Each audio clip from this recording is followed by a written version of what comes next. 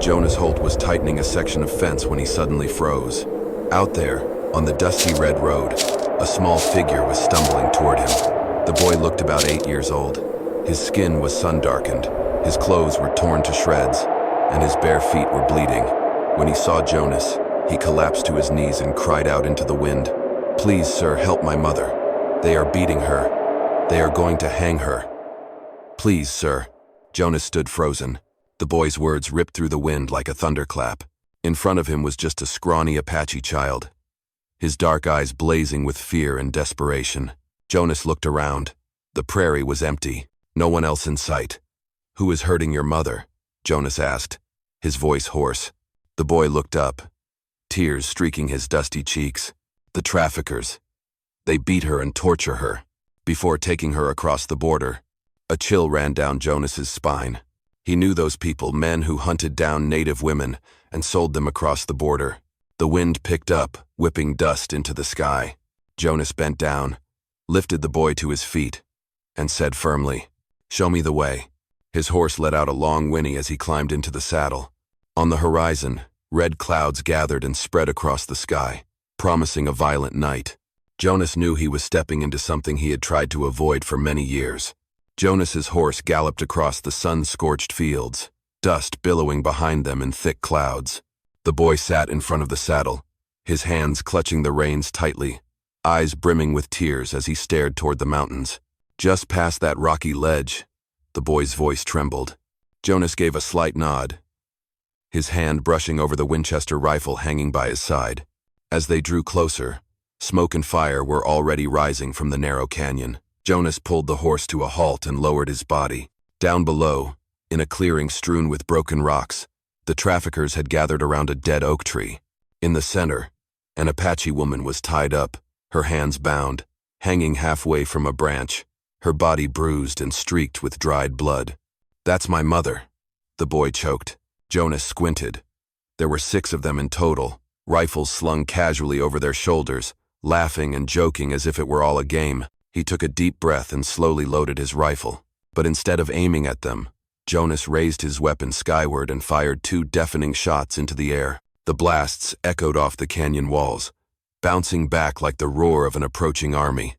The traffickers panicked instantly. "Border Patrol," one of them shouted. "Run!" They scrambled to grab their gear, fleeing in chaos. One of them tripped and left his rifle behind as he bolted for cover. Jonas waited a few seconds, then spurred his horse down into the canyon. He cut the ropes and eased the woman to the ground. She collapsed into his arms, breathing faintly, deep marks etched into her wrists where the rope had cut through. "Hold on to your mother," Jonas said quickly, lifting them both onto the horse. The 3 of them rode out of the canyon beneath a sky ablaze with the red glow of sunset. Behind them, the wind swept through glowing embers, carrying the scent of smoke and lingering fear. When they reached the open plains, Jonas glanced back at the hill now cloaked in smoke. The boy asked softly, "Mister, will they come back?" Jonas did not answer right away. He tightened the reins, his eyes fixed on the far-off horizon. "As long as I am breathing, they will never touch either of you again." A dry wind swept through, raising red dust into the air. 3 silhouettes, a lone rancher, an Apache mother, and a small child moved quietly across the prairie, glowing in the fiery light of dusk. They did not yet know that tonight would mark the beginning of a fateful journey. That night, the fog rolled in thick. Jonas's old cabin sat nestled in the middle of a dry grass field, its weathered wood walls flickering with the glow from the fireplace. The Apache woman lay on a makeshift bed Jonas had fashioned from several pieces of cowhide. Her long black hair fell across her bruised face. The boy sat beside her, gripping her hand tightly. Silent, Jonas quietly stirred a bowl of corn porridge and placed it nearby. He did not know what to say. There had not been a woman's voice in this cabin for many years. Only the sound of wind slipping through the cracks in the planks and the occasional snap of firewood breaking in the heat. After a while, she slowly opened her eyes. Deep black eyes, alert and guarded, like a wild animal still being hunted. "You are safe now," Jonas said gently. "No one is going to hurt you anymore." The woman looked around, her gaze landing on the rifle resting on the table. "Are you going to sell us to someone else?" Her voice was hoarse, broken. Jonas froze. He did not answer right away. Instead, He walked over and opened the cabin door, revealing the vast darkness outside. "If you want to leave, you can. No one is stopping you," he said, his voice low but soft like the breeze. She looked out into the darkness, where white fog blanketed the desolate field. No torchlight, no path home. The boy looked up at her and whispered, "Mother." She tightened her grip on his hand, then turned her face away. Jonas understood she could not leave, at least not tonight. He added more wood to the fire, pulled the blanket over her shoulders, and went to sit back down at the table. His back was quiet, solid, like a statue carved in silence. Outside, the wind whistled through the old fence, like a warning. Jonas glanced at the scar on his hand, thinking of the boy and his mother now inside this house.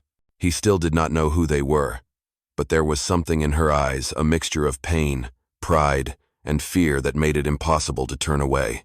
As dawn approached, the woman still had not slept. She spoke softly, like a breath dissolving into the mist. "Thank you for saving us."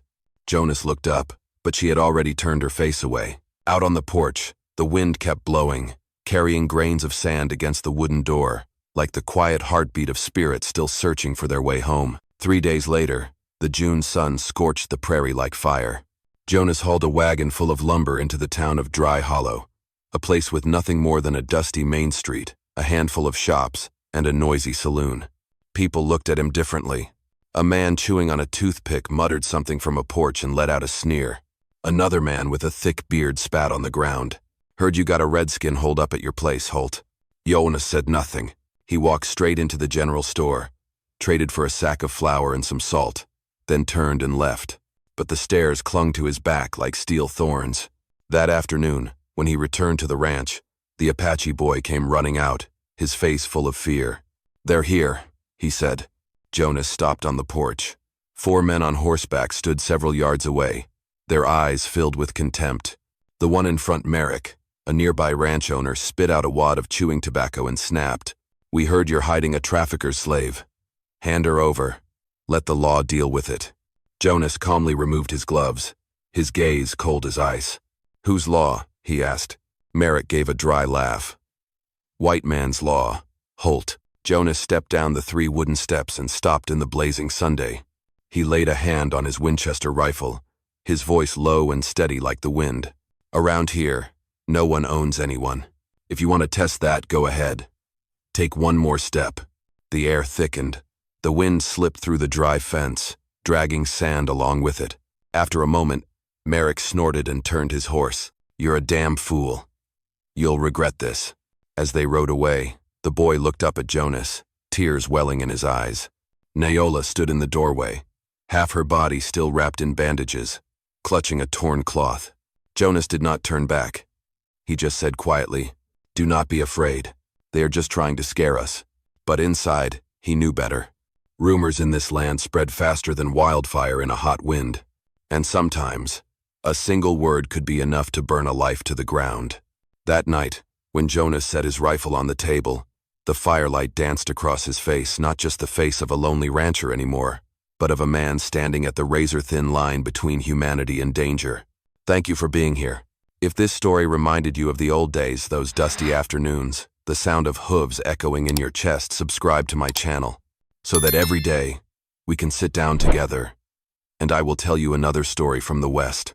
At dawn, the wind blew in salty from the desert. Jonas stepped outside to fetch the horse, his eyes drifting instinctively across the ground near the cattle pen. Then he froze. A footprint. It was not his, and not the boy's.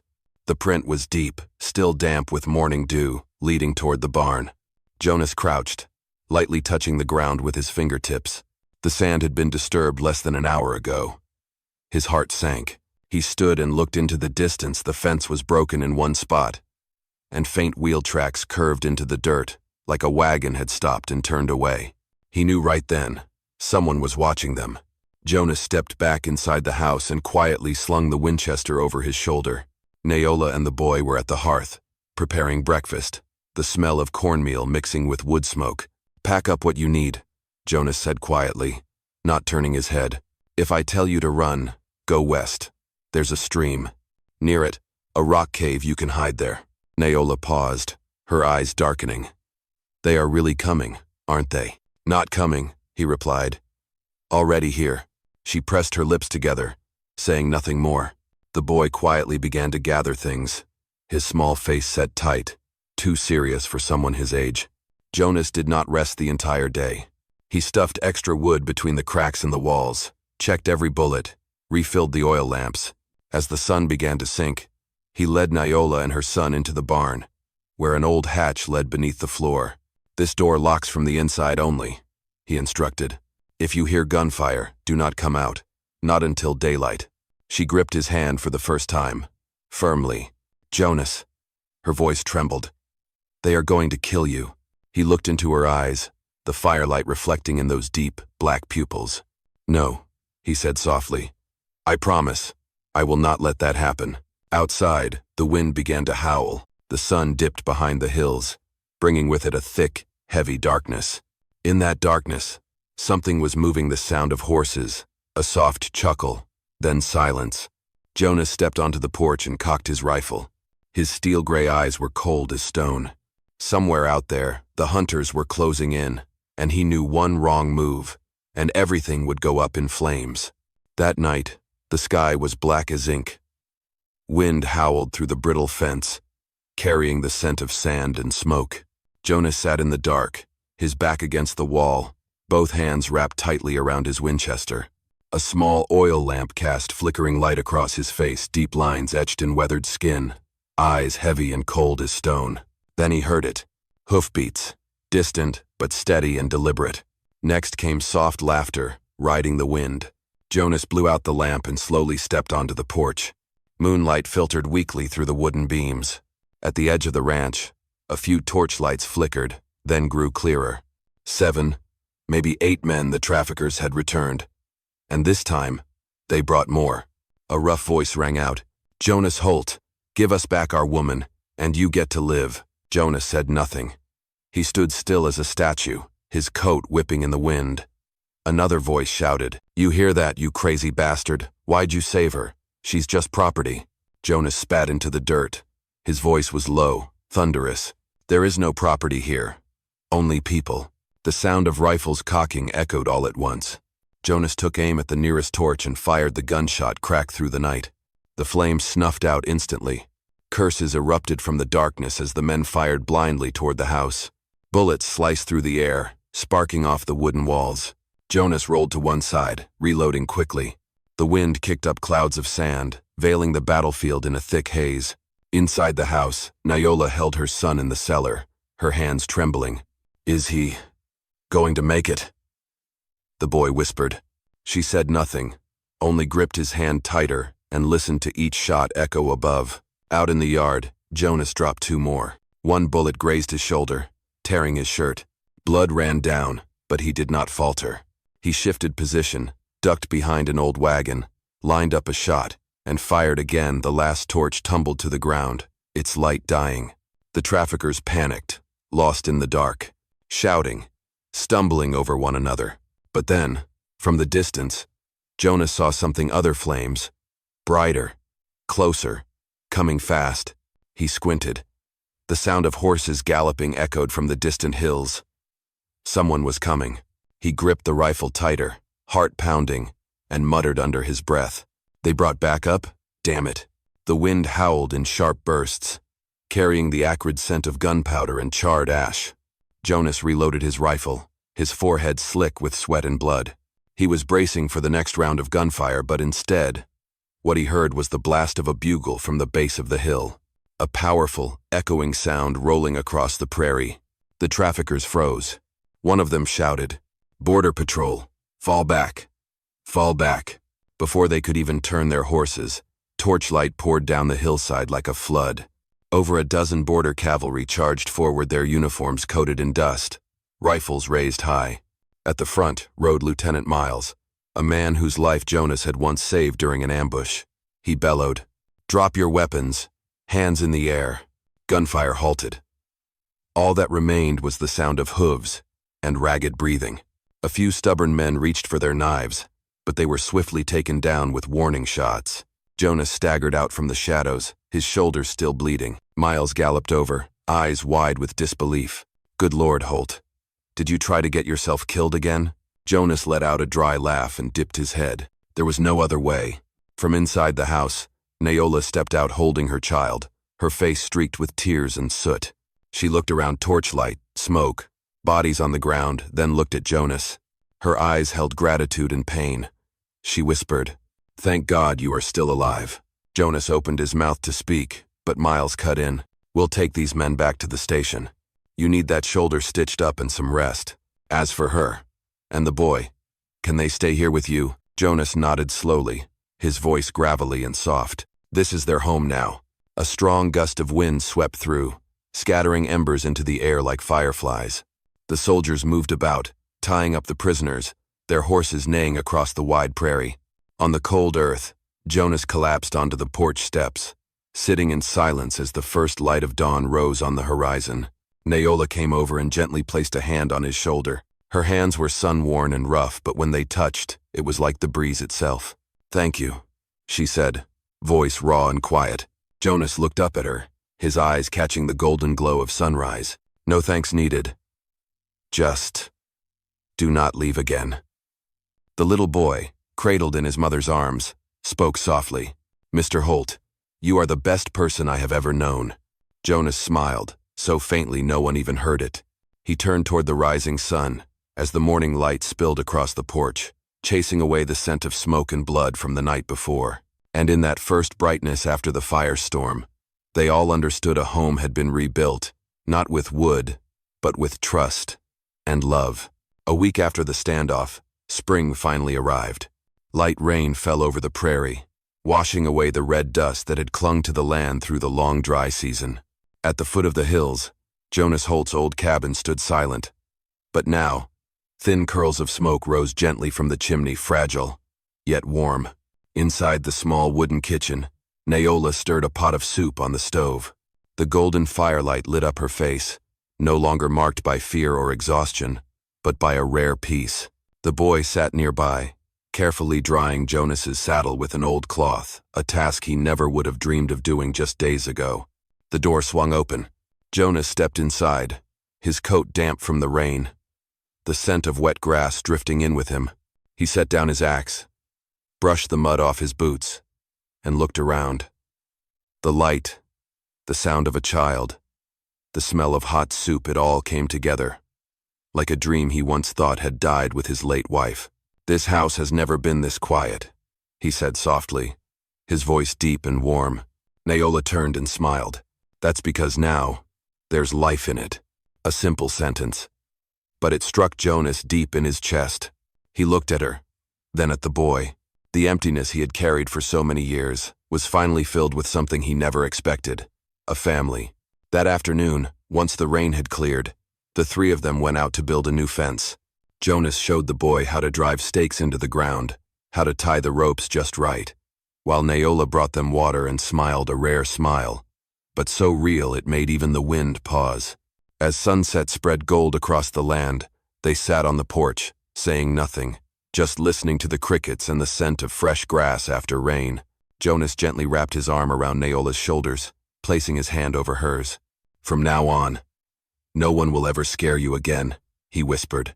Naola leaned her head on his shoulder, her eyes shimmering in the light.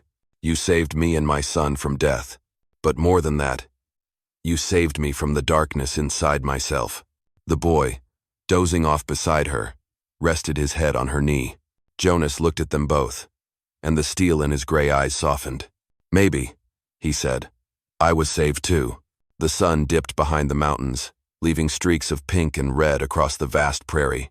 In that moment, the old cabin was no longer a place of loneliness, but a home for three souls once battered by fate, now finding each other beneath the endless sky. Love does not arrive with grand promises. It grows quietly, in the smallest of acts: a bowl of soup, a roof overhead, a hand holding another hand. And out here, on this harsh land, they proved a simple, powerful truth: that love is the only thing strong enough to heal even the wounds we cannot see. My friend, out here in this dry and unforgiving land, sometimes happiness is nothing more than a small house, a hot pot of soup, and three people who choose to lean on each other. Jonas once believed his life ended with loss, but then, a fragile hand reached for his, and he understood. Happiness is not about forgetting the past, but having someone to walk through it with. As the wind whispered and the fire-colored sunset burned the sky, he smiled. Even in the harshest soil, love still finds a way to grow. It has been an honor to share this journey with you, dear viewers of Wild West storytelling. I truly hope you live a life of peace and joy. I love you all. Tell me what you thought of this story. Leave a comment down below. Type Enna if you enjoyed it. And do not forget to subscribe to the channel for more thrilling tales from the Wild West.